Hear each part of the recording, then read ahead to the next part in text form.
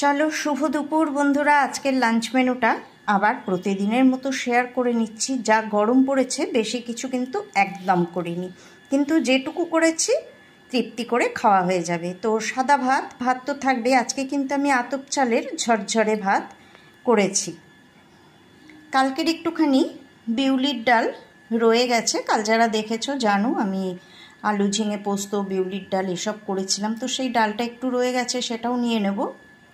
এখানে আছে দেখো মাছের মাথা দিয়ে আর সুরেশ্বরের যে ডাঁটা, সবুজ সবুজ ডাঁটাগুলো, ওই ডাঁটা, বেগুন, আলু, মিষ্টি কুমড়ো সব দিয়ে একটা তরকারি।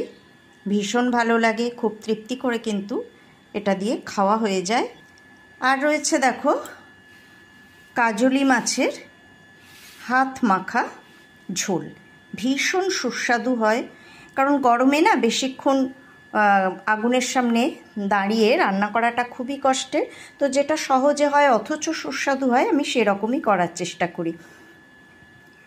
আর রয়েছে ঘরে পাতা টক দই, এটা কিন্তু আমি রোজই পাতি, কিন্তু ভিডিও করার সময় এটা আমি রোজই ভুলে যাই। তো যাই হোক, ঘরে পাতা টক দই এটা আমার প্রত্যেক দিন দুপুরে থাকে। চলো টাটা।